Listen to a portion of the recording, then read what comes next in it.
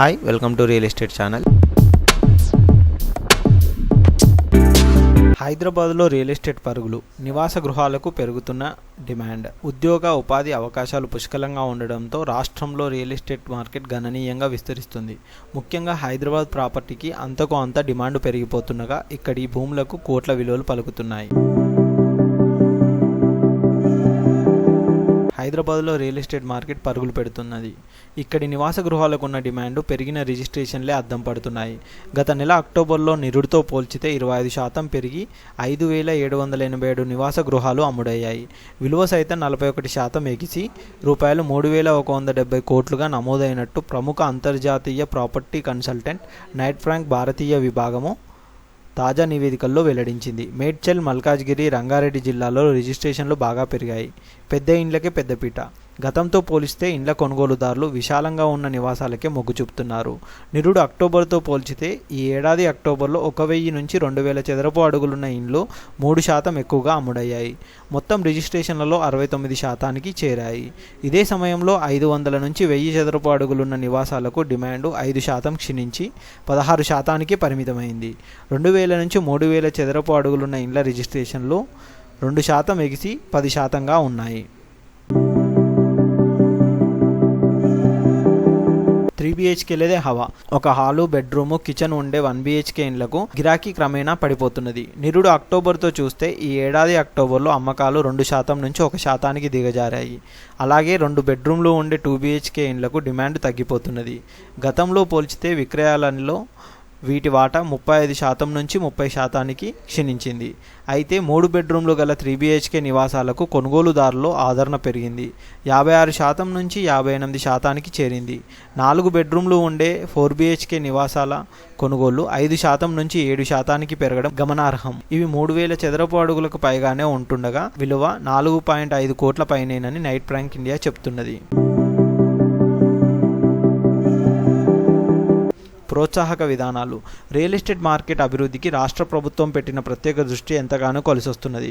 స్టార్టప్ల దగ్గర నుంచి బడా కంపెనీల దాకా ఇప్పుడు అన్నీ హైదరాబాద్లోనే కొలువుదీరుతున్నాయి.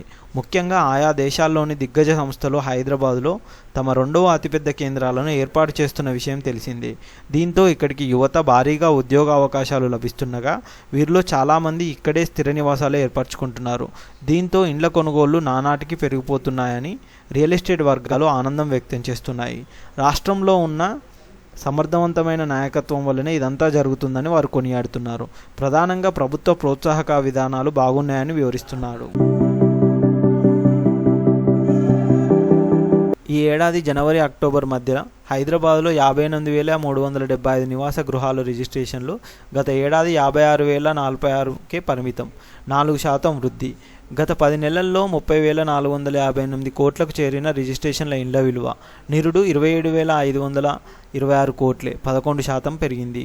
ఈ అక్టోబర్లో రిజిస్ట్రేషన్లలో 25 లక్షల లోపు నివాస గృహాల వాటా 16%, 25 నుంచి 50 లక్షలవి 50%, 50 నుంచి 75 లక్షలవి 16%, 75 లక్షల కోటి రూపాయలవి, కోటి రూపాయల నుంచి 2 కోట్లవి 8% చొప్పున ఉన్నాయి. 2 కోట్ల పైన విలువ కలిగిన నివాస గృహాల రిజిస్ట్రేషన్లు 2%. గత నెల రిజిస్ట్రేషన్లలో 500 చదరపు అడుగులలో ఉన్న నివాస గృహాల వాటా 3%.